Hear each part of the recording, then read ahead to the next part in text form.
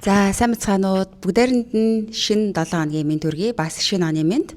За 2023, 24, 25 онуудад YouTube ерөөсөө ажиллуулсангүй 23 онд YouTube нээчээд 24 онд азар манай хүрээлэн дээр нэг олон улсын судлаачид тэр хэдэн хүмүүсээс ярьцлага авч чадаж нэг 9 бичлэг оруулсан байдаг. За тэрнээс хойш ерөөсөө бичлэг оруулж амжаагүй хувийн болон хувьсгалын маш олон завгүй хуваарийн үр дүнд ерөөсөө YouTube хийж амжаагүй. Тэгээд 2026 онд цоо шинээр өөрийнхөө YouTube суугаа эхлүүлж байгаадаа туйлын их баяртай байна. Тэгээд ер нь бол 2026 он бол яг өнөөдөр энэ 7 хоног өнөөдрөөс яг миний хувьд цоо шинээр эхэлж байна. I'm really excited to start my YouTube channel from this year. Basically, my YouTube channel will be in a two language. If it's in an English video, there will be always Mongolian subtitles. If there will be a Mongolian video, there will be always English subtitles in my video. So welcome back and Anka's Talk YouTube channel. За өнөөдрийнхөө бичлэгээр би нэг хэдэн мэдээлэл бэлдсэн. Гэхдээ өнөөдрийн бичлэг маань ер нь магистрийн судалгааны чиглэлээр сурах гэж байгаа. Эсвэл сурахаар төлөвлөсөн. Үгүй болвол PhD буюу докторийн чиглэлээр докторийн зэрэг хамгаалахаар төлөвлөж байгаа. Эсвэл болвол дөнгөж сурч эхэлж байгаа докторийн судалгаа дөнгөж эхлүүлж байгаа хүмүүст зориулсан тэдэнд илүү тустай байх болов гэсэн мэдээлэл би бэлтгэсэн байгаа. Би өнөөдөр ер нь үндсэн 4 мэдээллийг та бүхэнд ер нь анхаарч тавьж үзээсэй, бодолцоосоо гэсэн үндсэн дээр бол та бүхэнд хүргэхээр бэлтгэсэн байгаа. За нэгдүгээрт нь юу вэ гэхээр судалгааны сэдэв сонголтын талаар. За хоёрдугаарт нь юу вэ гэхээр plagiarism буюу мэдээллийн их үүсвэрээ мэдээллийг их сурвалж хэрхэн зөв нөгөө этик ёс зүйг зөрчихгүйгээр бид нар хэрэглэх вэ. За гуравдугаарх нь гэх юм бол нөгөө судлагдсан байдлыг ер нь судлагдсан байдлыг сайн хийх нь ямар ач холбогдолтой байдаг талаар. За дөрөвдүгээрх нь юу вэ гэхээр нөгөө scientific questions буюу шинжилгээ ухааны асуултаа бид хэрхэн зөв тавих вэ? Энэний бас дахиад ач холбогдлын талаар хүргэх болно. Нэгдүгээрх нь судалгааны сэдэв сонголтын талаар ярив. За судалгааны сэдэв сонголт ер нь маш чухал юм байлээ. Яг гэхээр мэдээж та магистр юм уу докторийн судалгаа эхлүүлэх гэж байгаа болвол нэг профессорын өөрийн чинь сонгосон эсвэл өөрийнх тань сонгосон профессорын удирдлагын дор явна. Тэгэхээр профессорууд ер нь яадаг вэ гэхээр өөрийнхөө хийж байгаа төсөлтэй холбоотой мэдээж судалгааны төсөл дээр нэмэлт хүч байдлаар PhD болон магистрийн оюутнуудыг авдаг. Тэгээ мэдээж тэр хийгдэж байгаа судалгааны төсөлтэй холбоотой судалгааг хийглэх нь. Гэхдээ профессоруудын нэг миний зүгээр анзаарсан сул тал гэх юм бол ер нь жоохон өөрийнхөө мэддэг area руу илүү хүүхдэд түлхэх гээд байдаг. Гэвтэл заримдаа бол нөгөө судлаач оюутнууд маань, судлаач нар маань илүү нэг өөрийн хувь хүний passion буюу нэг хувь хүний үндснийг үнэхээр хиймээр байгаа нэг судалгаанууд байдаг. Тэгээ тэрийгэ хиймээр байдаг. Гэтэл нөгөө профессороос нэг өөр юм яриад байдаг. Тэгэхээр энэ дээр нэг энэ хоёрын хооронд нэг баг зэрэг зөрчил үүсгэлтэй. Тэгэхээр анханасаа бол би нэг иймэрхүү чиглэлийн судалгаа хийх гэдэг пропозал бэлдэж өгдөг байхгүй. Тэгэхээр тэр пропозал дээрээ л анханасаа орохдоо юу яасан байх хэрэгтэй. Ер нь яг энэ сэдвээр хийнэ. Яагаад вэ гэдгээ маш сайн тайлбарласан үндслээ маш хүчтэй гаргаж ирсэн байх ёстой байдаг. Тэгэхгүй бол орж ирсэн хон чинь наа сэдв чи нэг л болохгүй байна. Энийгэр хийгээд үзээч, тэрийгэр хийгээд үзээч гэхэд ингээд таны сэдвийг ер нь маш олон удаа ингээд өөрчлөөд байх магадлалтай байдаг. Энэ нь цаг хугацаа их алддаг. Тэгээд ихэнх судалгааны хийж байгаа оюутнуудыг харахаар хүрхэн амт ингээд 1 жил, 2 жил ер нь ингээд сэдв дээрээ бодолчгүйсээр агаад 1 жил, 2 жилийг хайр ингээд өнгөрүүлээд байдаг юм байлээ. Тийм учраас ер нь тэр сэдв сонголтын дээрээ маш сайн болгоомжтой. За тэгээ өөрийнхөө гаргасан шийдвэртээ үнэнч байж тэр сэдвэрээ ингээд хийсэн их дээр байдаг шүү. За хоёрдугаарт нэг чухал хэлмээр нөгөө сэдэв сонголттой холбоотой хэлмээр байгаа юм юу гэхээр ерөн сэдэв сонголтоо хийхдээ бид нар айгүй тийм сэтгэл хөдлөлөөр ч юм уу яг зөвхөн чиэд бас дуртай байх гэдгийг гол фактор болгож бас авч үзэж болохгүй. Юу вэ гэхээр аль болохоор өөрийнхөө амьдарч байгаа орон нутгаас судлах байдлаар сонгуул их зүгээр байдаг. Яагаад тэгэхээр чиний амьдарч байгаа газар чамд дата олдох магадлал нь арай өндөр байгаа. За дараагийн нэг чухал фактор юу вэ гэхээр тухайн сэдв чинь судлагдаагүй хэсэг маш ихтэй байх хэрэгтэй гэсэн үг. Жишээлх юм бол юу гэдэг чинь хотын ногоон байгууламж гэдэг чиглэлээр та судалгаа хийх гэж байгаа бол тэр хотын ногоон байгууламж гэдэг салбарыг чинь аль хэсэгт нь хамгийн бага судалгаа хийгдсэн байна. Та түүнийг барьж авах хэрэгтэй. Тэрийг бариад авчих юм бол хийх юм ихтэй, илүү сонирхолтой. Дээр нь та ингээд хайрцаглагдахгүй гэсэн үг. Бусад хүмүүсийн хийсэн судалгаагаар таны одоо сэтгэхгүй хайрцаглагдахгүй гэсэн үг. Хоёрдугаарт юу вэ гэхээр мэдээж бидний хийсэн судалгааны бүтээл олон улсын сэтгүүлүүдэд хэвлэгдэх шаардлагыг цаанаасаа тавьдаг. Тэгэхээр аль болохоор нөгөө бага судлагдсан хэсэг дээр та судалгааны бүтээлээ хийх юм бол зүгээр сэтгүүл таны одоо бүтээлийг хүлээж авах талаасаа илүү төхөмтэй л гэсэн үг. Тэгэхээр сэдв сонголтын дээр маш болгоомжтой ухаалаг гараа гэж судлаач нартаа бас хэлмээр байна. Хоёрдугаарх одоо нөгөө чухал хэлмээр байгаа point нь плажиаризм буюу мэдээллийг их сурвалжаа бид нар одоо зөв тавьдаг нөгөө этик ёс зүй одоо барьж мэдээллийг бусад судлаачтай хийсэн судалгааны бүтээлээс шаардлагатай мэдээллүүдийг авахдаа түүнийг хэрхэн дурд тухай дээр анхаарах хэрэгтэй. Ер нь миний анзаарснаар магистрийн судалгаа хийж байгаа оюутнууд ч тэр за докторийн арай гайгүй бах анхорж ирээд тэр мэдээллийг их сурвалжаа зөвхөн хэрхэн зөв дурдах гэдэг дээр жоохон алдаа гаргаад байдаг юм шиг санагдсан. Тэгээд тэрнээсээ болоод нөгөө сэтгүүлүүд нь хүлээж авахгүй ч юм уу одоо нөгөө хуулсан барьсан бусдын одоо оюун санааны бүтээлийг хулгайлсан гэсэн юм хэрэгт их ордог. Тэгэхээр бусдын хийсэн бүтээлийг та бүхэн одоо санаандгүй байдлаар алдаа гаргахгүйгээр хэрхэн өөрийнхөө бүтээл дээр дурдж тусгах вэ гэдэг бол одоо их тийм болгоомжтой бодолцож за тэр ямар стандарт шаардлага тавиад байгаа ямар стилээр жишээлбэл одоо тэр юг хийх ёстой юм мэдээллийн үүсвэрээ дурдах ёстой гэдгийг их сайн судлаарай гэж хэлмээр байна. За тэгээгүйгээс болоод маш олон хүндрэлүүд гарч ирдэг.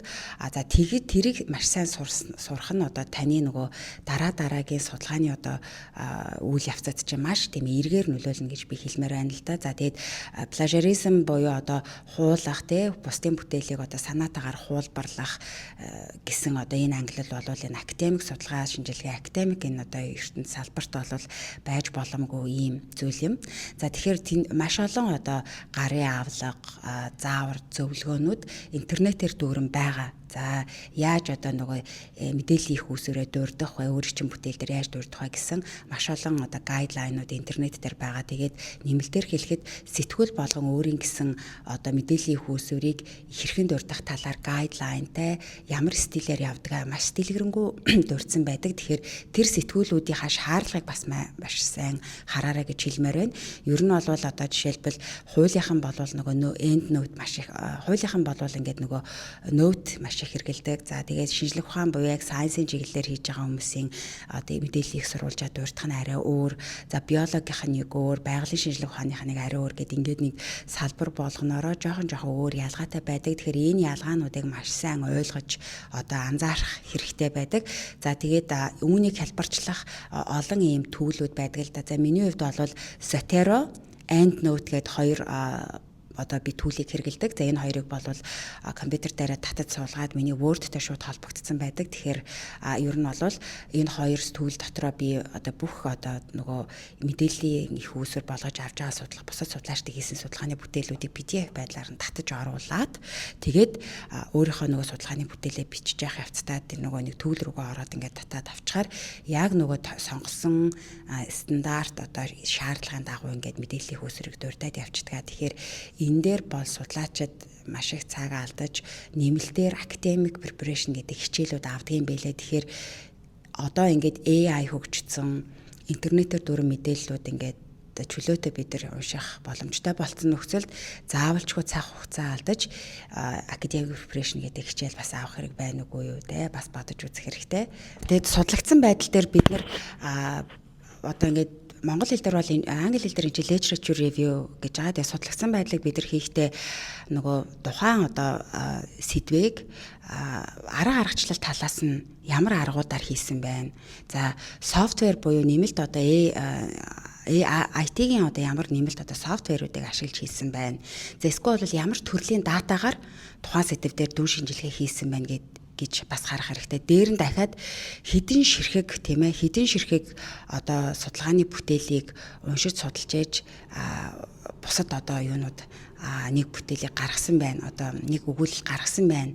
За тэгээд policy maker-уудад зориулж ямар зөвлөмж зөвлөгөө өгсөн байна. Ямар аргачлалаар тэр ямар аргаар одоо тэр зөвлөмж зөвлөгөө гаргасан байна. За магадгүй патенттэй байна уугүй юу гэдэг. Ингээд нөгөө судлагдсан байдлыг бид нар харахтаа одоо ингээ ерөнхий ингээд яваад орчхоор эн чинь нэг юм зүг чиггүй болчиход байгаа. Тэгэхээр аргачлал талаас судлагдсан байдал нь ямар байна? За тэр юу талаас одоо нэмэлт одоо IT-ийн софтвер хэрэглэсэн талаас ямар хэрэгүүд хэрэглэсэн байна, IT-ийн бүтээлүүдийг хэрэглэсэн байна. За датанууд ямар төрлийн дата ашигласан байна. За ямар одоо нэр томьёо, ямар одоо томьёогоор одоо тэрийг хийсэн байна. Магадгүй ямар статистикуудыг ингэж авч үзсэн байна. За тэгээ магадгүй одоо ямар одоо концепцийг ашигласан байна гэдэг ингээд нөгөө судлагдсан байдлаа бид нар харахтаа маш олон өнцгөөс нь ингэж харж ээж одоо тэмдэглэл хийх хэрэгтэй байдаг байгаа шүү. Тэгээд нэмэлтээр нэг зүйл хэлэхэд та literature review хийж байна гэдэг маань ер нь бол маш их унших хэрэгцээтэй гэсэн үг. Тэгээд уншиж байгаа явцад таны үнэхээр сэтгэлийг татсан, энэ үнэхээр танд хэрэгтэй гэсэн тэр одоо юу зүйлээ тухайн үед нь яг яаралтай тастаж аваад нөгөө in-text citation буюу мэдээллийн их үүсвэртэй дурдаад өөрийнхөө хэсэгтэр ер нь эртгэн байрлуулад авчихсан дээр байдаг. Яа тэгэхээр маш олон одоо хэдэн зуун пейпер бид нар уншихаар эхнээсээ ер нь мартаж эхэлдэг байхгүй нөгөө гой сэтгэл татам юмнуудаа нэгдүгээрт мартан за сквал буцаа санахаараа тэр ч одоо хаана байла ямар пейпер дээр байла гэдэг ингээд бодлоод эхэлдэг. Тэгэхээр яг нөгөө Яманы мах халуун дээр гэдэг шиг танд таалагдсан онцгой сайхан юм өөр бүтээл дээр байх юм бол тэрийг яаралтай аваад өөрийнхөө бүтээл дээр мэдээллийн их сурвалжтай хамт байрлуулад ингээд тэмдэглэж аваад авах нь их төхөмтэй байдаг шүү. За дөрөвдүгээрх нь буюу хамгийн сүүлийн одоо шинжлэх ухааны асуултаа ер нь асуулт яагаад чухал юм бэ? Scientific questions яагаад чухал юм бэ гэдэг талаар би бас хэлж өгье. За бид нар ер нь асуултаа ингээд зөв тавьсны ачаар маш одоо ийм цэгцтэй богино хугацаанд тийм их сайхан зохион байгуулалттай ойлгомжтой байдлаар бид нар одоо судалгааны бүтээлээ дуусгах боломжтой байдаг. Өөрөөр хэлэх юм бол шинжлэх ухааны асуулт тань өөрөө таны судалгааны бүтээлийг дуусгах одоо үндсэн үе шатууд гэж үе шат болж өгдөг одоо ингээд юм чиглүүлэг үе шатууд болж өгдөг гэж та ойлгох хэрэгтэй. Ер нь бол бүх тэр одоо өөрийнхөө тавьсан шинжлэх ухааны асуултанд та хариулж дууслаа. Таны судалгааны бүтээл дууслаа гэсэн үг. За тэгэхээр шинжлэх ухааны одоо scientific question-ыг бид нар ер нь тавихтаа одоо ер нь жоохон оюутнууд ч юм уу судлаачид шинэ хүмүүс шүү дээ. Одоо туршлагатай хүмүүст бол энэ угаасаа мэдж байгаа мэдээл шинээр хэлж байгаа хүмүүст жоохон яаж тавих юм ямар өнцгөөс нь бодох юм гэд гайхдаг. Тэгэхээр би нэг та бүхэнийг жишээ одоо дурдж өгье. Жишээлбэл бид нар Улаанбаатар хотын хөрсний одоо бохирдлын төвшин хөрсний бохирдол хүний одоо эрүүл мэндэд хэрхэн нөлөөлж байна вэ? Түүнийг одоо шийдвэрлэх нь гэдэг нэртэй судалгаа хийлээ гэж бодъё л да. За тэгэхээр бид нар мэдээж хөрсний бохирдол хүний эрүүл мэндэд нөлөөлөө. Тэгээ тэр нөлөөлж байгаа сөрөг нөлөөллийг нь хэрхэн бууруулах гэдгийг судлах байгаа юм чинь номер 1 нь бид нар мэдээж Улаанбаатар хотын хөрсийг ойлгох хэрэгтэй болно тийм үү. Тэгэхээр бидний нэгдүгээр одоо шинжлэх ухааны одоо scientific question номер 1 нь юу байж болох вэ гэхээр what's the current situation of Ulaanbaatar city's soil pollution? Эсвэл what's the pollution level of Ulaanbaatar cities as 2024 гэдэг юм уу те. Улаанбаатар хотын хөрсний бохирдлын өнөөгийн байдал 2024 оны байдлаар эсвэл бол Улаанбаатарын хөрсний бохирдлын нөхцөл байдал одоо яг ямар байгаа юм бэ гэдгийг бид нэр одоо гаргаж ирнэ гэсэн үг. За энэ ингээ манаас шинжлэх ухааны нэгдүгээр асуулт байж болно. За хоёрдугаар асуулт нь юу байж болох вэ гэхээр магадгүй ийм байж болно те. Зөвхөн энэ зүйл жишээ учраас та бүхэн маань алдааг нь олж одоо харахаасаа илүүгээр нэг иймэрхүү байдлаар бид нар шинжлэх ухааныхаа асуултуудыг одоо үүсгэдэг юм байна гэдгийг нь ойлгоод аваараа ерхий зарчмыг нь. За хоёрдугаар асуулт юу байж болох вэ гэхээр ийм байж болно. За окей хөрснийхаа нөхцөл байдлыг бид нар ойлгочлаа. За хоёрдугаарт нь юу байж болох юм гэхээр магадгүй what kind of pollution are in the Ulaanbaatar city's soil гэдэг ч юм уу те. Ямар төрлийн бохирдлуудаар Улаанбаатар хотын хөрс маань бохирдчод байгаа юм бэ гэж яж болно. Тэгээ плюс нэмэх нь юу яж болох вэ гэхээр Улаанбаатар хотын маань аль хэсэгт хөрсний бохирдол ямар бохирдлоор хамгийн өндөр байна вэ гэдгийг байрлалаар ингээ гаргаж ирж болно. За тийм үү. За тэгэнгүүт pollution одоо бохирдлуудынх нь ингээ төрлүүдээр гаргаад ирчлээ. За 3 дугаар тэгэхээр 2 дугаар асуулт бол ямар төрлийн бохирдлууд байгаа юм? Бохирдлууд нийслэл хотын аль хэсэгт илүү байгаа юм бэ гэдгийг гаргаж ирж болно гэсэн үг. За 3 дугаар шинжлэх ухааны асуулт нь юу байж болох вэ гэхээр how it affects the human health байж болох байхгүй юу? За тухайн бохирдлууд нь бохирдлууд тэр хүний эрүүл мэндэд яаж нөлөөд байгаа юм? Ямар төрлийн одоо бохирдлуудыг эднэр одоо хүний эрүүл мэндэд ямар төрлийн өвчлөлүүдийг авчирж байна гэдгийг бид нар бас судалж гаргаж байна. Ингээ маань дөрвдөр асуулт байж болно. За тэгээд тэр төрлийн одоо өвчлөлүүдийг нь эмнэлэгт яаж одоо эмчилж байгаа юм бэ гэдгийг судалж болно. Ингээд ойролцоогоор нэг юм судалгааны өгүүлэл одоо гаргахын тулд бид нар ойролцоогоор нэг 5-6 төрлийн асуулт тавина. За тэгээд тэр асуултандаа хариулж дууслаа гэдэг маань бид нар тухайн одоо судалгааны research article-а ер нь бол бүрэн хийгээд дуусчихна гэсэн үг. За хамгийн сүүлд ер нь нэг зүйлийг маш сайн бодох хэрэгтэй. Яах гэж ер нь судалгаа хийгээд байгаа юм бэ гэд тэ? Яах гэж судалгаа хийгээд байгаа? Зүгээр нэг цаас үйлдвэрлэл гэдэг ч юм уу, зүгээр нэг одоо яагаад чинь бид нар нэг дигри ч юм уу нэг эрдмийн зэрэг горлоод байгаа гэдэг нь бол гол зүйл биш шүү дээ.